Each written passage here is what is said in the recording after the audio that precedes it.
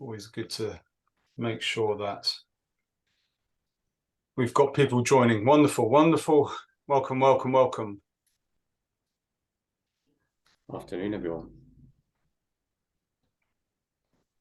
Yes, we do shop at the same clothing store. You're just wondering. They're not the same hairdresser.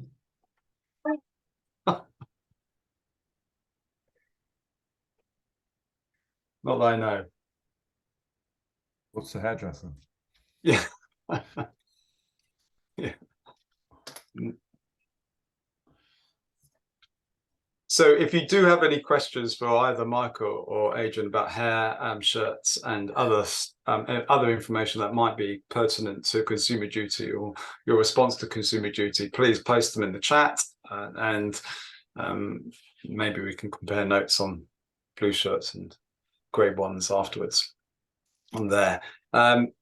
We are going to start off in around about, I'd say, 30 seconds time, but just by navigation, what we can do is that you can post anonymously your question to our panelists using the Q&A, which is denoted by the two speech bubble at the top of your screen there, and your answers, your questions won't be shared with anybody else and your names will be anonymized.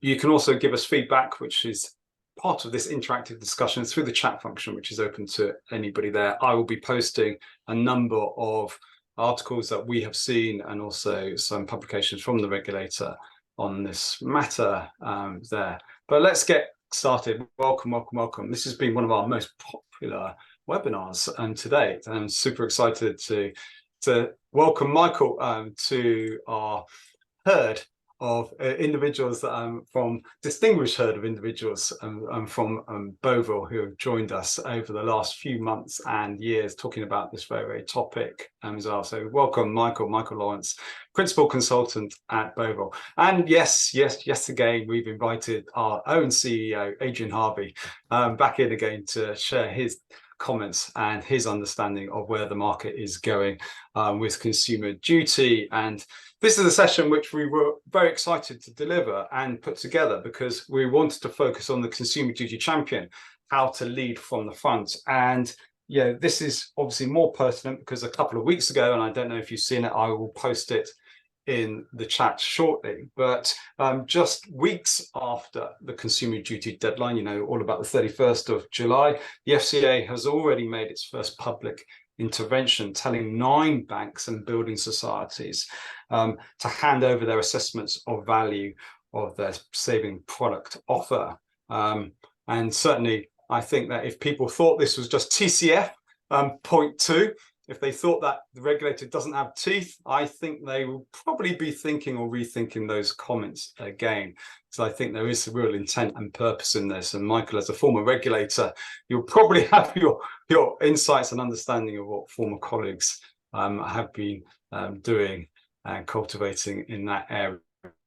So yes, we won't go through the housekeeping, we've just done that there, but what we're going to cover off today is 4 key bullet points. FCA's requirements for consumer duty champion, how the consumer duty champion can ensure principles of consumer duty are embedded, MI, board, MI and senior management MI, so that you know that your firm is delivering good outcomes. And also, how do we empower and how do we support the board, the champion and senior managers to challenge firms embedding of consumer duty there. So that's our agenda here. We always like to kick off, as you know, as frequent flyers to this webinar on this, getting a sense and an understanding of where you are and where your firm is in relation to a number of key questions around consumer duties. So how confident is your consumer duty champion in discharging their obligations?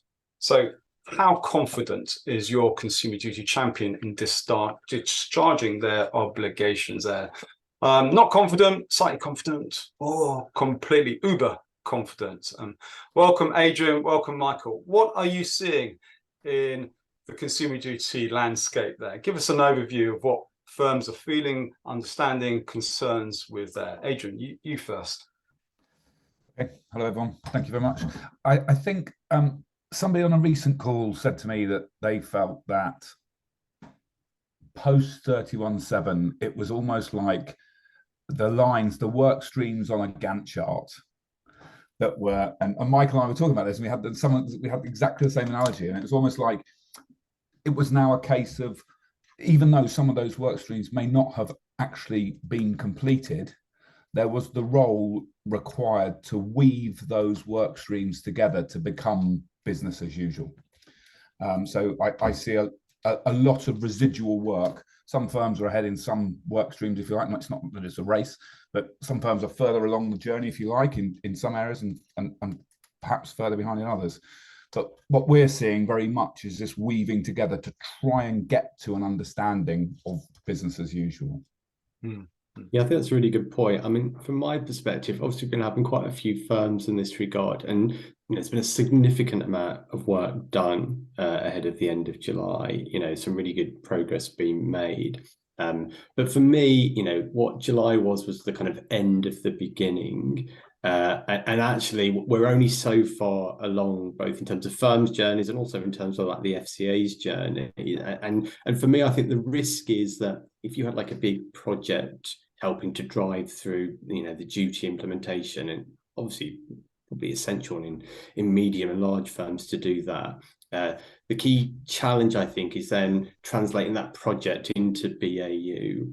And there's a real, I suppose, cultural risk that, members of the firm might feel like they've had the duty done to them rather than always contributing into what it means for them.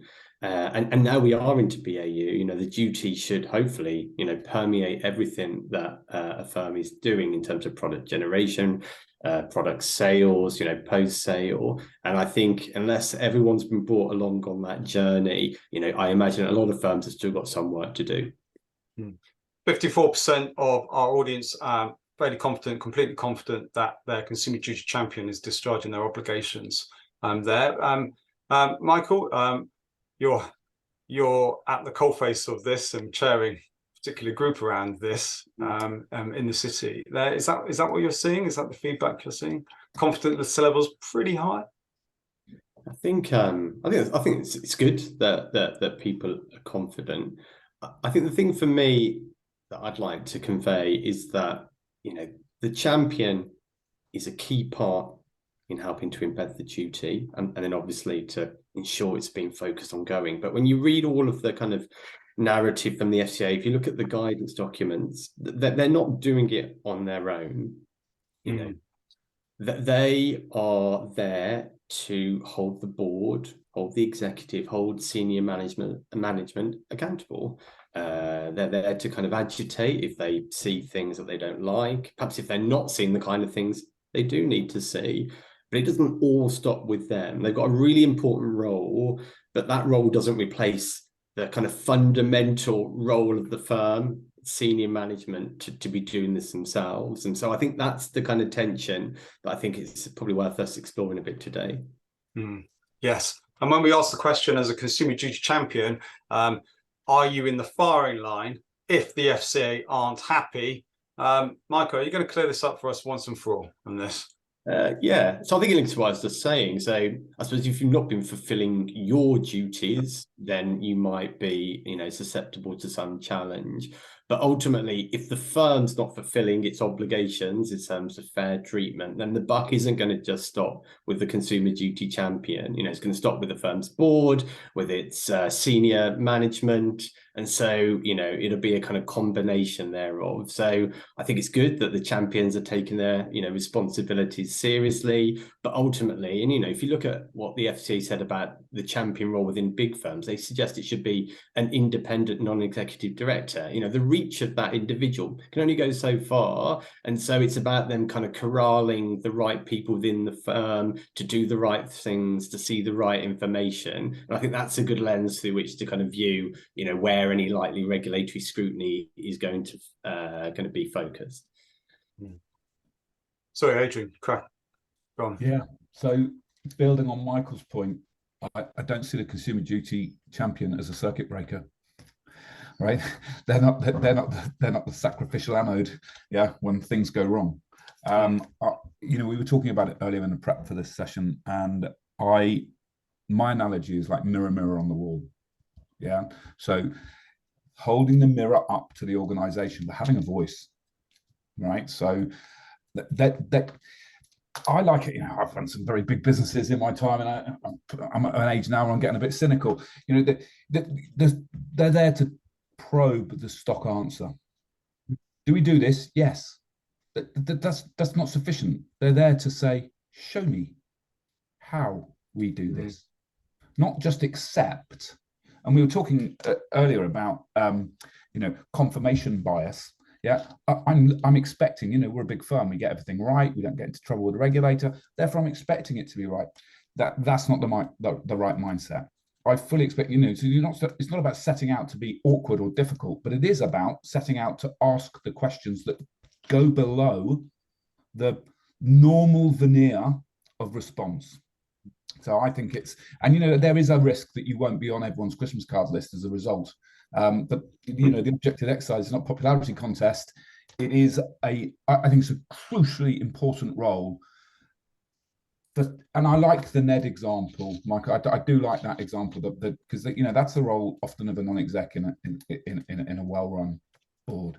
So yeah, for me, it's a mirror. It's asking the awkward questions. It's going below the stock answer. Another way is to use their expert internal knowledge to know when they're being sold a line. Yeah, to go below. So the regulator might not know the nuance, but I'd expect the consumer duty champion to have that internal knowledge and to be able to say, that's not entirely true, is it? Show me the evidence. Yeah, Michael, the FCA has been pretty good at showing what the roles and responsibilities of the consumer duty champion are. Is there any grey areas that you see, or anybody, any firms that you're consulting with, you know, still scratch their head about those? We've listed obviously 5 on the screen there, but going back to Adrian's point, do you want to add any more colour to that and clarify where firms perhaps are still asking you, you know, grey area questions? I think a couple of things to mention. I mean, the first off, it's important to get the right individual. It will vary dependent upon the nature of the firm, size and complexity of the business model. I think the key focus for me will be, is that individual, you know, at the right tables, is party to the right information to be able to kind of fulfill their role. And obviously the key point is to hold the kind of board and the executive accountable. So I suppose if you push the consumer duty too down the food chain in terms of responsibility, in terms of the kind of committees that they sit on, and they're never able to exert that kind of challenge, then that would be a concern. But like I said before, the other thing for me is this kind of fallacy that you occasionally see, that it's all on the consumer duty champion, it's all down to them. I suppose technically it could be if your CEO or your chair maybe was the consumer duty champion, but that's going to be you know, a kind of extreme and probably you know, marginal, you know, occurrence. So for me, it's about, you know, being clear that this is about how a firm is run. It's about how decisions are made. And so, you know, the firm should be having these discussions anyway as part of its core functions, core governance committees, risk, strategy setting. And then the champion should be there, you know, making sure that, you know, the customer outcome perspective is being put into those. That where, you know, firms are, you know, monitoring, checking outcomes, they're drawing the right conclusions based upon the right data. And I don't want to go and give away what we're going to talk about a bit later, obviously, when we come to MI. But yeah, it's about doing that and just to make sure that the right airtime is being given to those issues.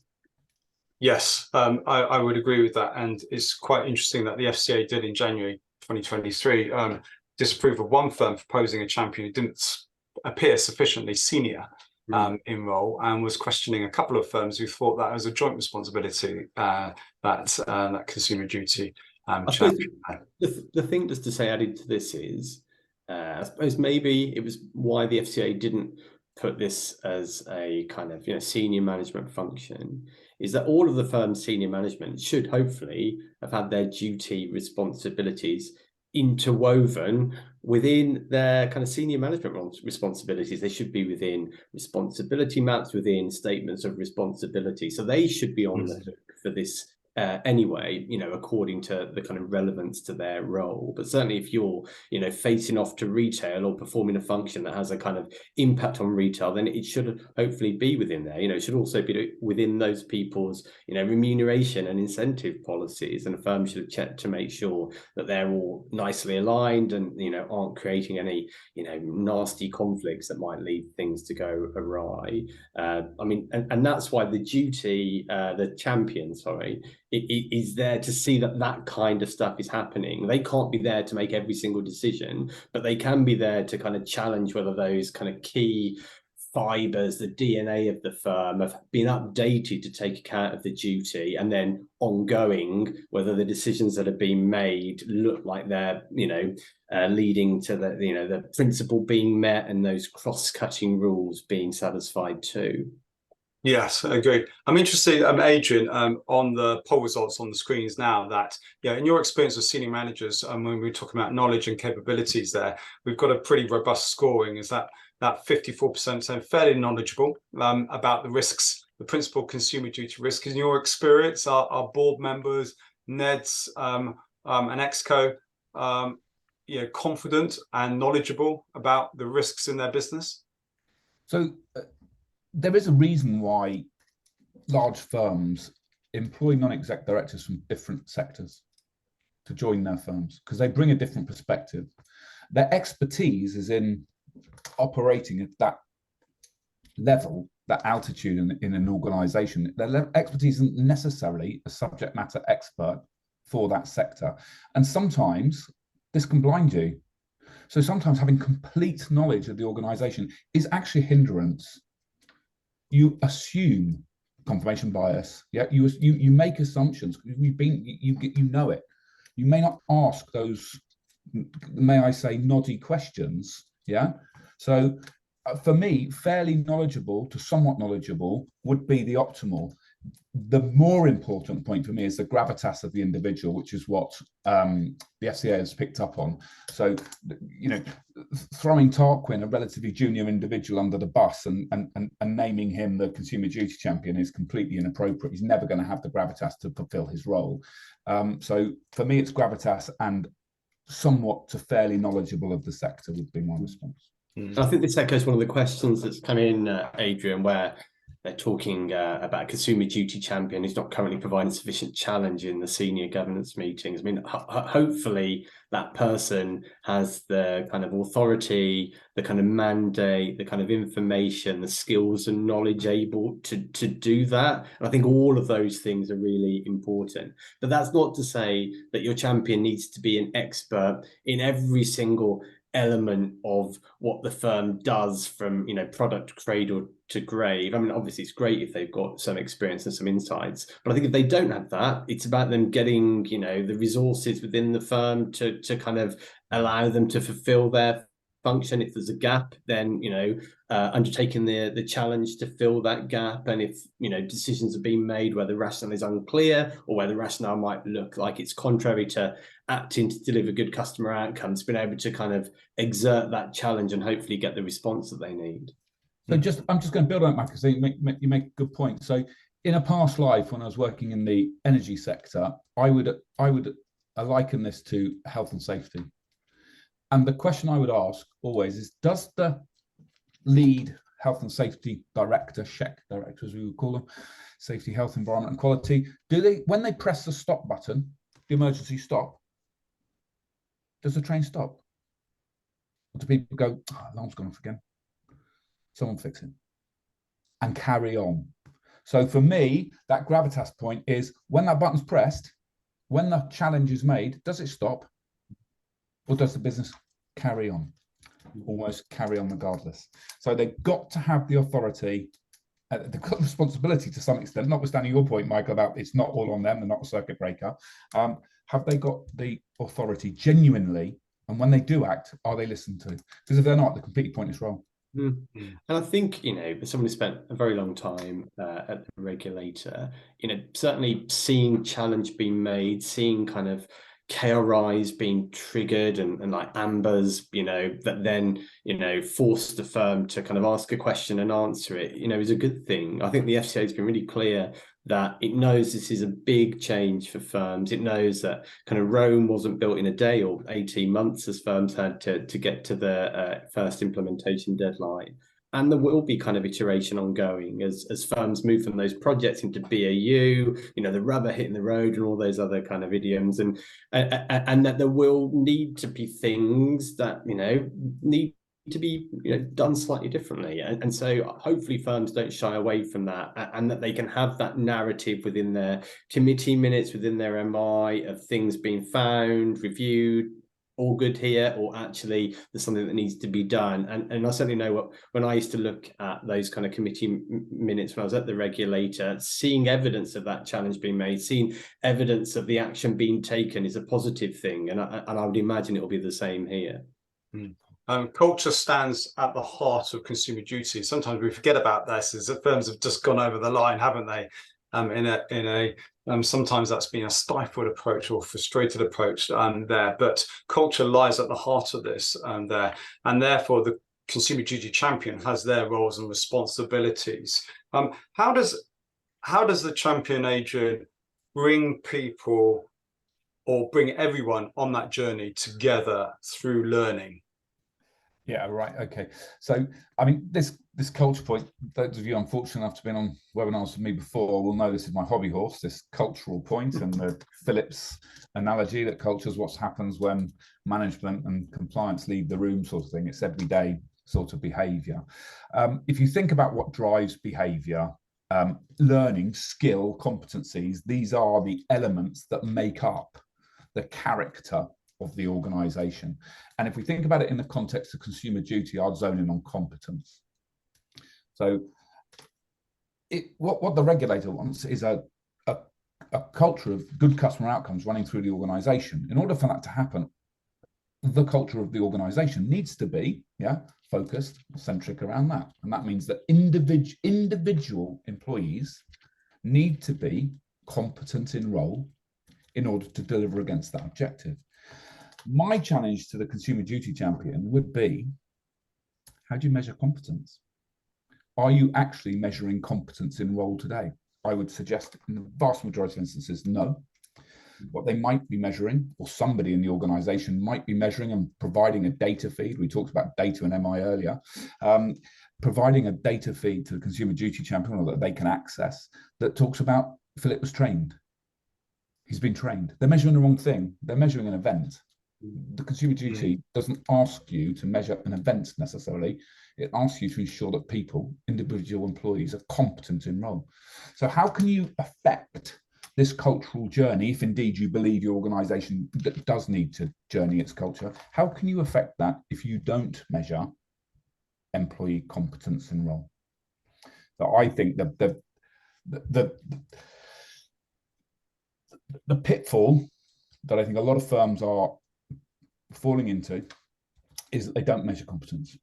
They measure the wrong things in relation to people, and I think that's going to that will come back. That will come back because they're working in a lag indicator world. But we'll talk about that in a minute.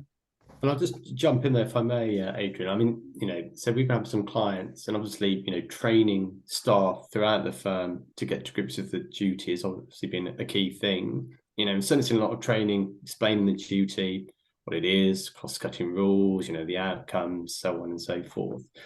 So the bit for me where I kind of see less kind of progress today is like translating those things into what it means for kind of different roles, giving some, good and perhaps poor practice examples of like I said, where the rubber hits the road on price and value, on product design, so that if someone is designing a new product, think about the features, think about how they affect vulnerable customers, or even someone's handling a complaint and balancing what the firm knows and what the customer's saying. What does the duty mean in that instance? And I think that's where there will be a kind of journey for firms in the next 12 months where perhaps the decisions of the past they might be great and they might continue to be great, but I think there will be some areas, given the duty's higher standard, where there will need to be this kind of evolution. And I think making that real for different people in different areas, so that your advisor or your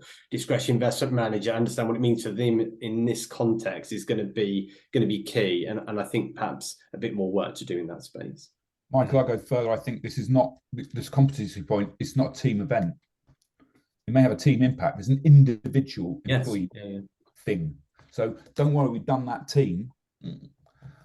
What about the individuals in that team? And I think, because actually that's where, to use the thing that keeps coming up, where the rubber hits the road. Yeah, where the rubber hits the road is when Adrian, the employee, has a conversation with Fred, the customer. It's an individual interaction. Therefore, it needs to be around Adrian's competence. It needs to be measurable at an individual level. And Michael, I'm rifting off because we're going to be rifting for the remaining 35 minutes of this webinar.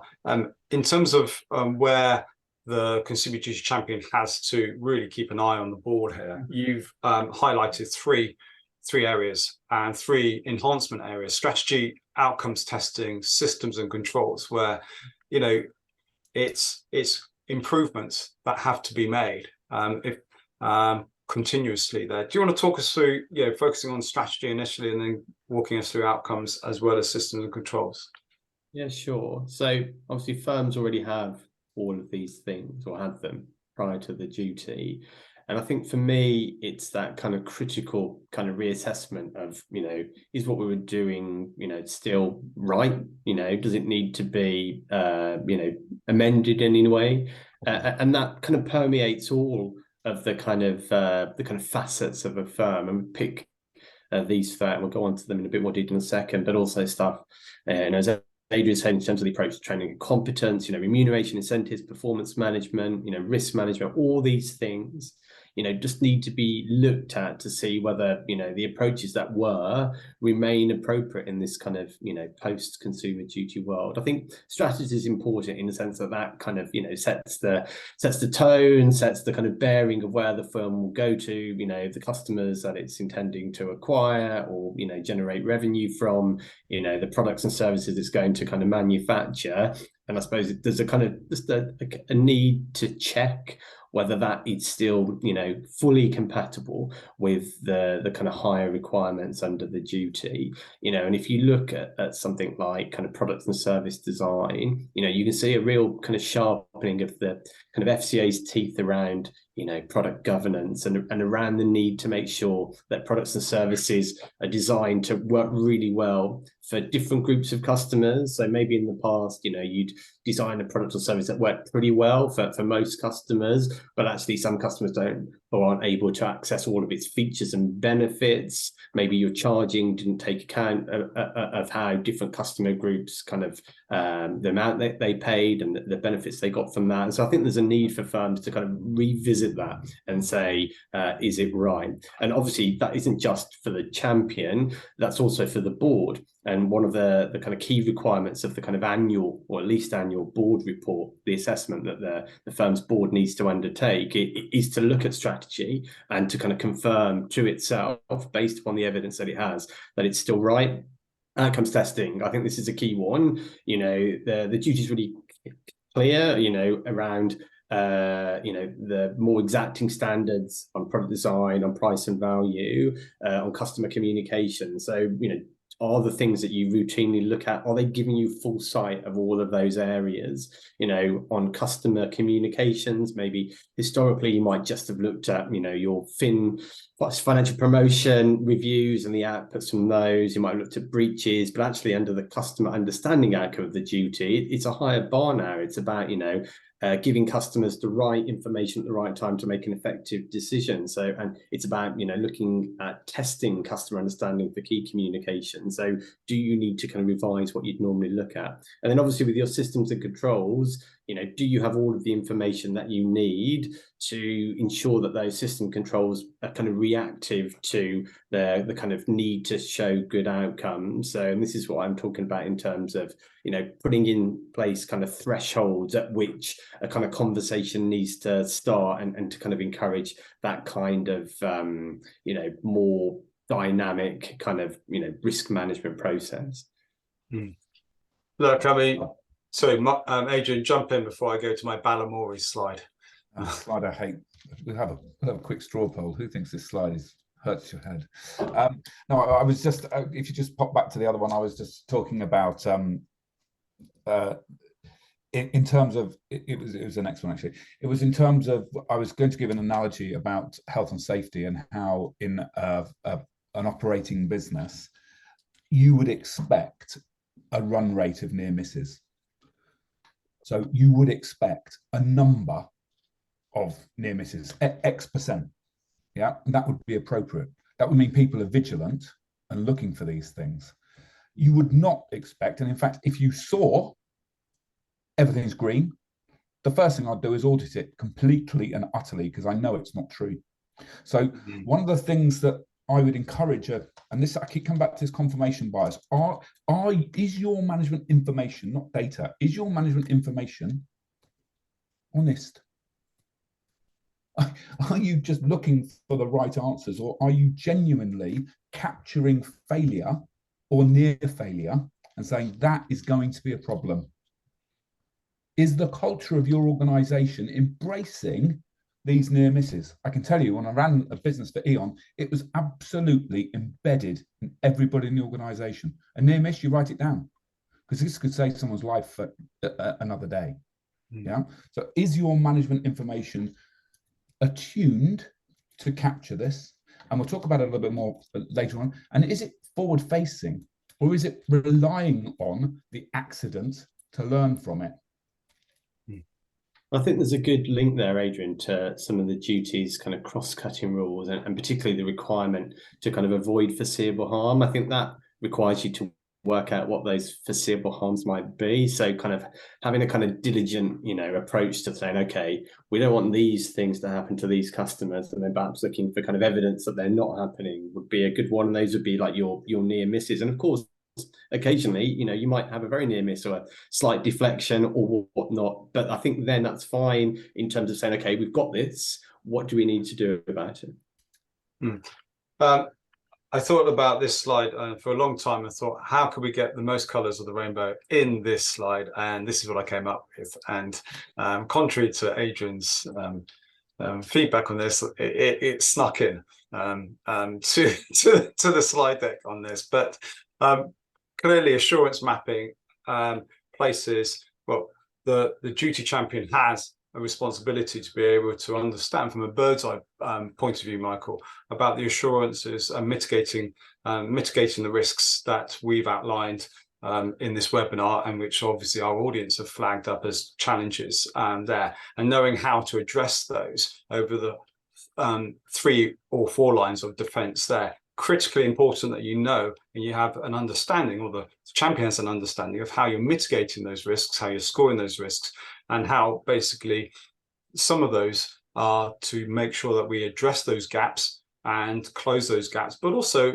avoid duplication across the whole business. Slightly difficult in bigger organizations where there's perhaps a silo mentality there, silo areas there, but to be able to have that assurance mapping is one stage further to clear visibility and clear line of sight. No, I think so. And the thing for me is that, I would hope that firms have updated their kind of compliance monitoring processes, their plans, and also for kind of second and third line to focus on some kind of key areas of the duty, whether it's looking at embeddedness, looking at the kind of competence point that Adrian mentioned earlier, whether it's looking at the kind of throughput in terms of foreseeable harms, or indeed like demonstrating good outcomes, and hopefully by having that kind of regular program of stuff focus on those risky areas, you can get some good output from that. I mean, that might not be regular MI. This might be just, ad hoc reviews of key areas ongoing, but that's a really, important thing to give hopefully the senior management and the consumer duty working with them sight of where things are. And that's in addition to the kind of BAU MI that will also be important too. Number 6 there under principal risks. And number 1, identifying, like Adrian has picked up, conduct and culture behavioral barriers and what could prevent the embedding of the duty. But also, is there a danger, Michael, that number 6, temporary workarounds becoming permanent? So we've got over the line. We go, day 2 activities. You know what? That was okay. Are we pretty satisfied with that? Does the champion therefore, keeps the feet of the heads of compliance and the exco and senior managers to the fire on that, and making sure that workarounds don't become permanent? So I think there's a couple of things. I mean, firstly, I'm always kind of conscious of letting the kind of perfect be the enemy of the good. And if you find something that isn't quite right and you can kind of patch it up and make it work for a time, that's better than doing nothing at all. So I don't think there's any issues with this. It shows firms acting in an agile way. I suppose the risk is when you talk about those kind of day 2 plans, in the absence of a kind of consumer duty project, kind of corralling stuff to get done, helping to secure resources, then there is the risk that those kind of workarounds, whilst being fine to be in place for a time, don't get turned into the kind of proper solutions. And so that's where you'd hope you'd have kind of clear list of kind of prioritized activities to fix those, and kind of lines of sight upwards, including to the consumer duty champion, to see whether those things are done, and hopefully those things will get done over time. I think the FCA has been accepting and somewhat signposting that given the challenge of getting the duty in during the kind of implementation period, firms should have been focused on the biggest and most impactful things, and there will be some activities that will need to go on beyond July. And I mentioned that training point is a key one. I think reviews of remuneration and incentive policies is another thing where firms might have got some way but not all the way through. But I think the kind of the regulatory tolerance for those things to persist without any clear kind of action will reduce. And if those things are really important, then I'd be looking to prioritize them for action if I was a firm. The art of the possible there of measuring the competencies of individuals, like you've spoken about, Adrian, is critically important.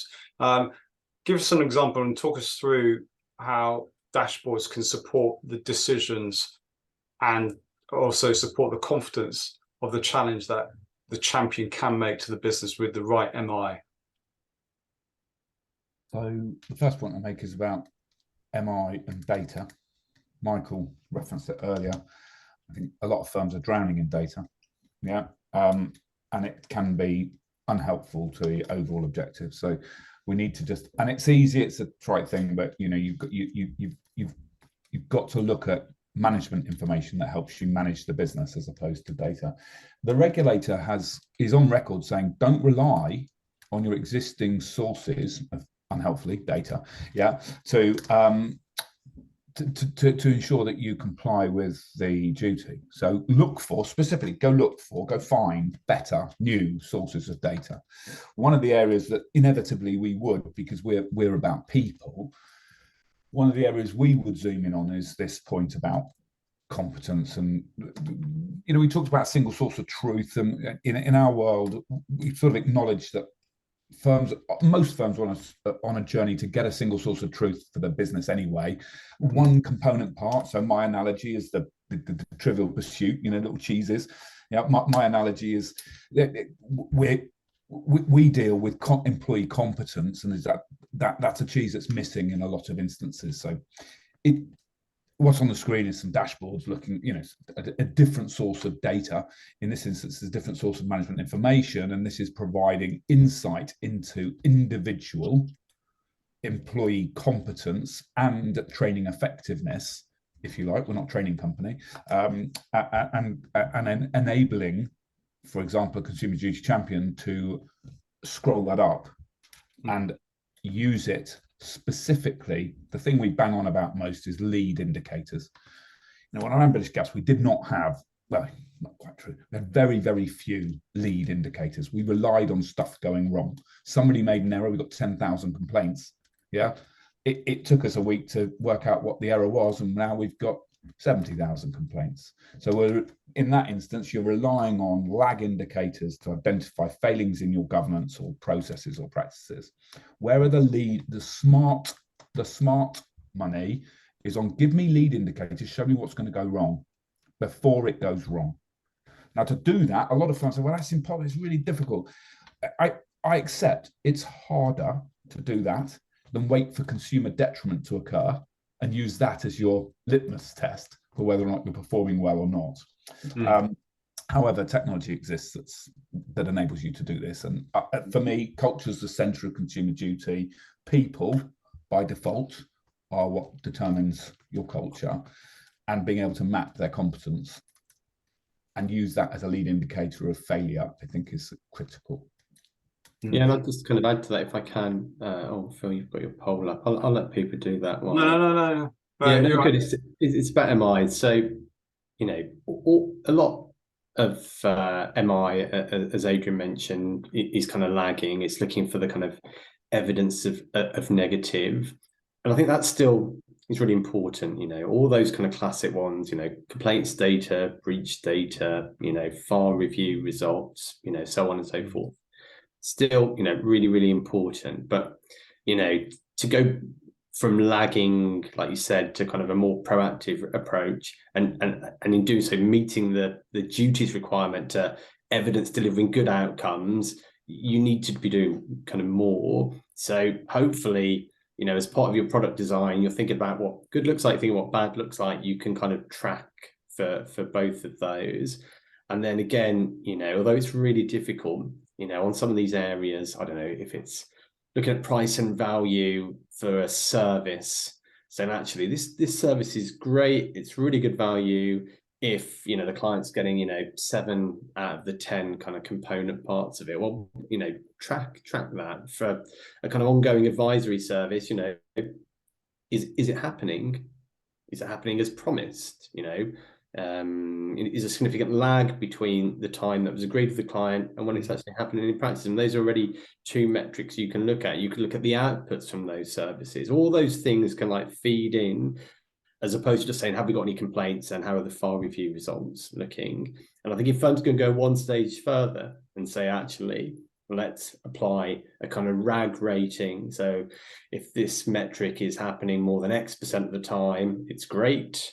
If it's more than Y, then there's a question. And if it's more than Z, it's a kind of, you know, klaxon sound, and we need to, you know, all hands to the pump. I think if you can do that and apply that, you then start getting that kind of more dynamic response in your MI, flagging things. And as we said before, no harm if there's lots of amber. You know, those are things where you can look at, actually, you know, the reason why persistency is reduced, it's because of this thing that we know about. You know, close that down, record it, it's fine. But as Adrian was saying, you know, you will see things occasionally where like, oh, this isn't going as we thought. We've got something early. And then if firms can do that, you know, they can solve it quicker, you know, less cost to them to deal with it, whether it's kind of processes or redress and whatnot, and hopefully better customer outcomes and better long-term customer relationships as a result. Yeah, I just want to build on that. Thank you. I think you should be looking to embrace amber. Yeah, I don't think the regulator is going to come and hang anybody because you've got some ambers. I think you're going to get you're probably going to get the opposite. This is about governance. This is about control mechanics. Yeah, this is about how you've got good testing. Yeah, you're in control. You're in control if you are able to identify things that are going slightly wobbly. Yeah. So I just think you should really, really embrace those ambers, as Michael was referring to. On this poll, Philip, I'm sort of surprised. Yeah, same here. I was going to. That's my amber. This is a lot of lag. It's all lag indicator, isn't it? So can we show a board pack that shows good quality customer outcomes? I would certainly hope so. Yeah, because it's happened. Yeah, and if we look at what the audience don't know, or you say no. Yeah, and I suppose this is where it's good for firms and staff to try and get ahead of the game, because, you know, the board is going to need to kind of, you know, report against this at some point.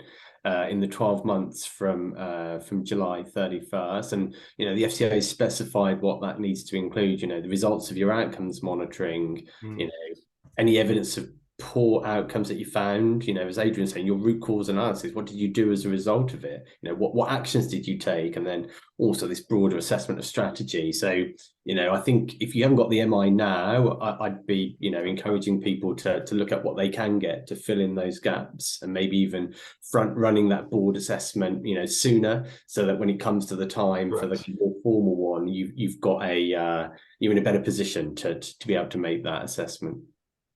Philip, I'm just very conscious. Someone's asked a really good question, anonymous. Thank you. It's a really good question talking about proportionality, because sometimes we talk and, you know, we default to tier one firms and everything like that. I think proportionality is really, really important. And probably Michael, in the context of the slide we've got up on the screen, it would be super, throwing you under the bus, if you can address this from a proportionality point of view.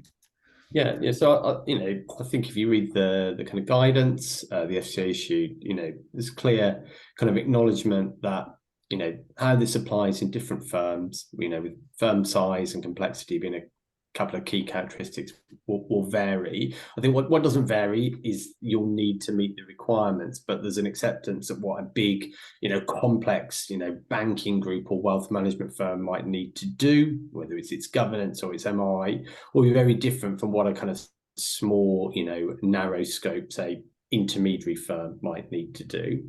And obviously that flows through to, you know, governance, it flows through to, I suppose, how you split responsibilities, and it flows through to kind of MI.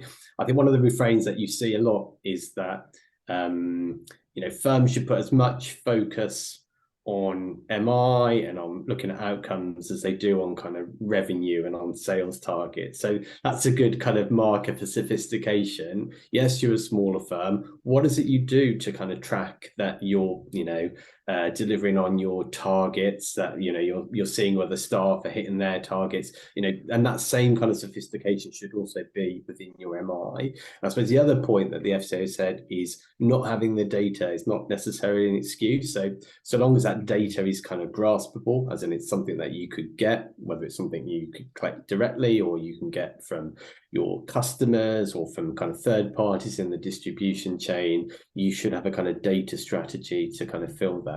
And I think, you know, there will be a kind of acceptance from the regulator that firms iterate this over the next 12 months. You know, I'm sure the quality of the first MI packs that come out, you know, they probably come out already, but, you know, in the next couple of months will be different than the MI packs in the future. But I think there is an expectation that, you know, if there are any really key gaps, like, you know, we could tell if this thing was delivering a good outcome. If we had X and Y, then, you know, they're expecting firms to fill those where it's, you know, within the bounds of being, you know, reasonable. Well, I just want to, again, just build on that. We've seen a lot of smaller and mid-market firms move very quickly because they're agile. Yeah, so they've moved very quickly. I think the question was asked from the point of view of, you know, we're disadvantaged because we're smaller. Actually, you know, I run a small business now. We can move real quick. Yeah, if you're a tier one firm, putting some of these changes in place is an oil tanker. Yeah, so for example, technologies out there, you can implement it in very, very quickly in a small firm compared with an enterprise scale organization.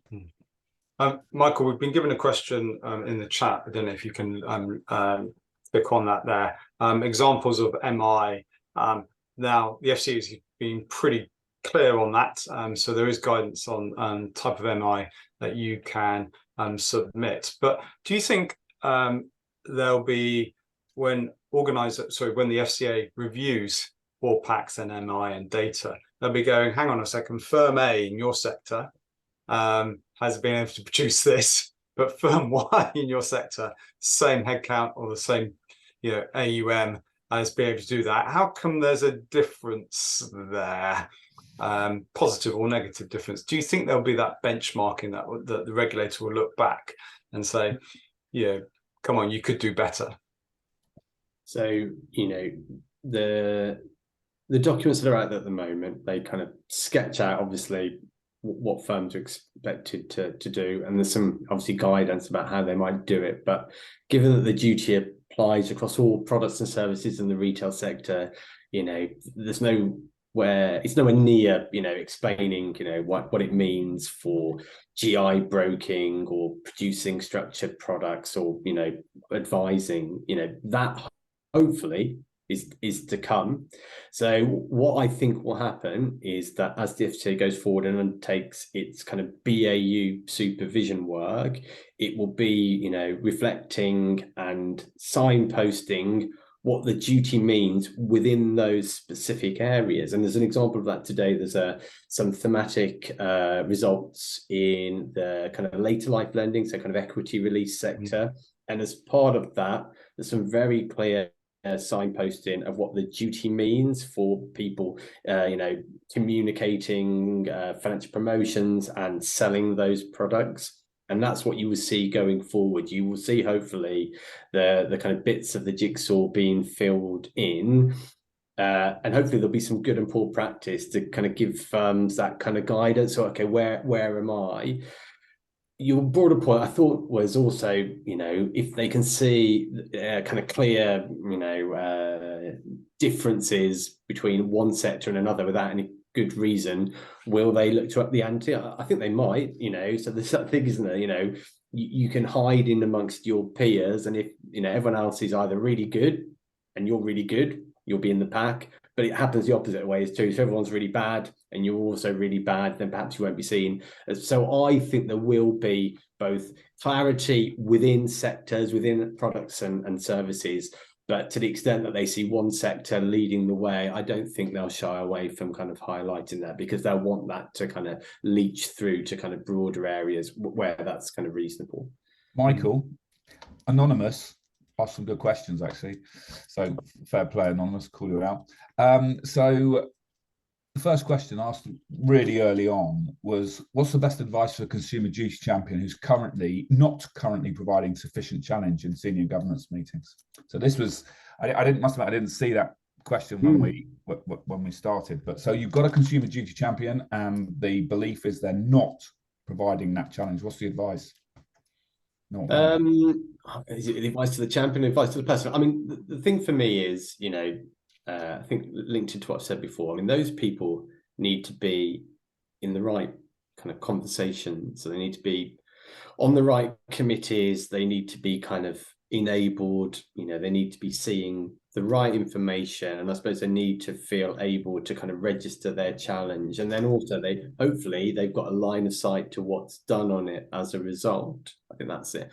I suppose if there are some issues in terms of the consumer duty champion being kind of unable to kind of arrow in on issues in a given sector because it's complex, and I think I'd recommend that they seek to get the support and the input that they need. I mean, ultimately, you know, a champion won't be an expert across everything, you know, as much as we'd like that. They're not like a kind of Swiss Army knife, including that tool for getting stones out of horses' hooves. I mean, that they will have limitations, as we all do. And I think in that area, it's about getting the right resources. So if there's a knowledge gap, filling that, you know, if it's a question of kind of judgment or complex analysis, getting some resources to do that. Obviously, it's easy to say, harder to do when, you know, firms are stretched. But I don't think just saying, "Oh, it's beyond me, I can't do it," is going to be a kind of valid excuse for too long. I think if there are material gaps, then you're looking to fill them. And as you mentioned, Adrian, it's key, you know, competence is a key part of that. I think in the guidance of the FCA issues, they mentioned that the champion might want to kind of gen up on customer communication, you know, expertise, so they can fulfill that role. And I suppose that's an option, but they could also then use people who are communication experts to fill in if they can't do it themselves, and then providing that more strategic challenge over the top. We put 4 questions on the screen that the consumer duty champion may be asking, and we've got a blend of compliance and senior risk people on this webinar alongside consumer duty champions themselves there. Key ones that you would pick out, Adrian, for you, if you were a consumer duty champion, that you would... I'm going to go with proactivity, obviously. So I'm going to go with, tell me how you do this. How are you identifying, not are we, Yeah, how are we? Yeah, and then asking the questions below that. How are we identifying that we preventing foreseeable harm? Yeah, before it happens. Yeah, and if the answer to that is we're using past failures or past consumer detriment as our barometer, I'm thinking that's not really in the spirit of consumer duty. We're waiting for us to fail customers before we act. That's not it. So the answer is that there are so many different feeds you can be using for this, and rubber hits the road.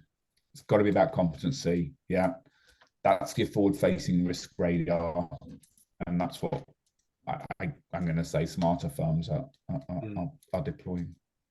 And give an opportunity for individuals to raise their hands and obviously to submit questions, which they already have done. Thank you very much for your questions. Michael, you've actually picked up, because assurance, haven't you? How can we trust that our assurance activities are managed and reported in a timely manner?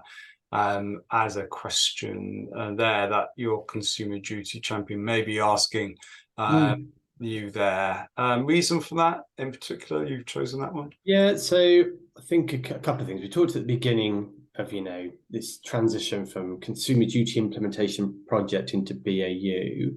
I think it's really key to have some kind of, second, third line assurance activity focused on, whether those well-laid plans are hitting the spot, or as ever with anything, with any big change, whether those new updated policies, procedures, ways of working, are they happening as intended? And I think it's really key that firms do that, and I would hope that their kind of compliance monitoring plans for the coming 12, 18, 24 months, they're trying to pick off some of those key areas and say, okay, we made these changes to try and align to the duty.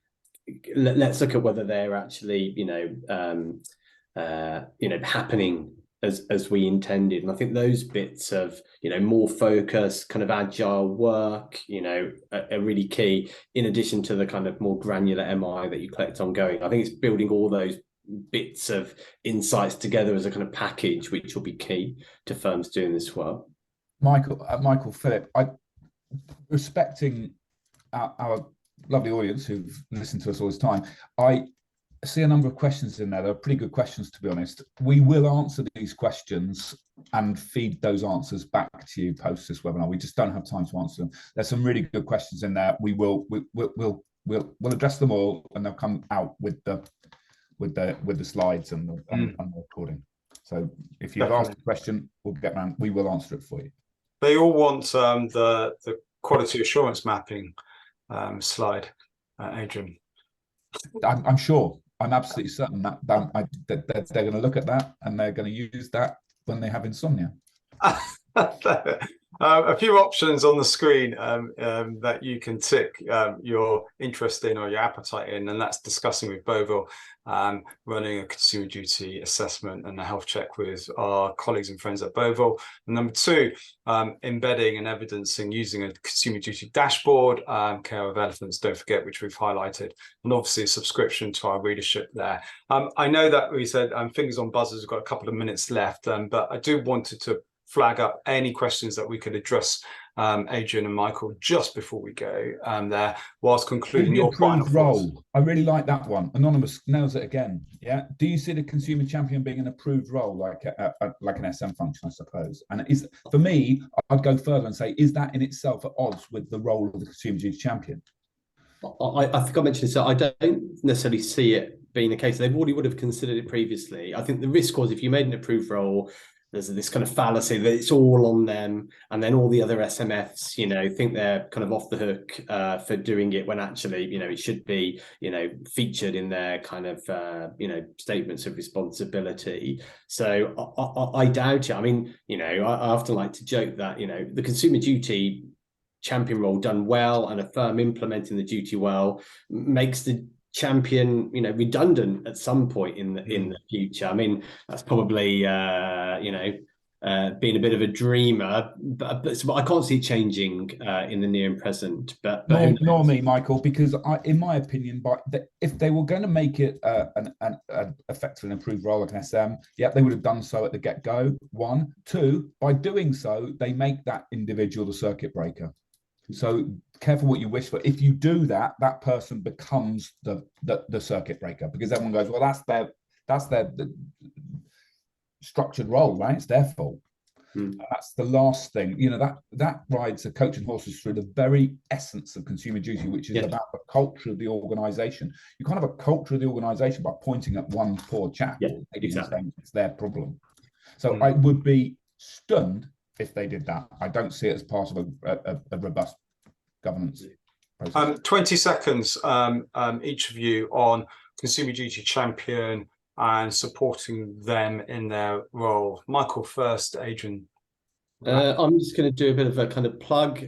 So, you know, in the course of doing lots of work on consumer duty in the last 6 months, occasionally hear stuff we think that can't be right, can it? But you get those kind of myths and misperceptions. So when I'm not working for Bovill, I'm also the chair of the Consumer Duty Alliance, which is a kind of independent professional body that's supporting firms in this space. And I chair their Consumer Duty Champions Forum, and we've got an upcoming webinar on busting those myths and misperceptions, which I would recommend. I'm doing it with Chris Jones, who's head of proposition at Dynamic Planner. Brilliant, thank you. Adrian, final thoughts? It's a journey. It's a journey, and I think if your yardstick is we're done, you've had it. And I think if you have a naturally, if you are a consumer duty champion and you have a naturally curious mindset, and you're honest when you look in the mirror, and you legitimately seek problems rather than look for self-satisfaction for aren't we good, you're going to do a good job. Brilliant, brilliant. Thank you very much for participating in this webinar. Thank you very much indeed for engaging and posing the questions, which we'll get back to you there. And stop putting hand clap signs, Adrian. Not me. Michael, stop it. Yeah. And what we will do is that we will have a slide deck sent out to you over the next 24 hours, PDF version of that, and also a recording there. Jump onto Michael's working group as well. That'd be fantastic, cross-sector working group on consumer duty, as well as actually sign up for Bovill's thought leadership, as well as Elephants. Don't forget thought leadership on consumer duty. That'd be fantastic. And there, have a wonderful afternoon, everybody. Have a good afternoon. Bye-bye.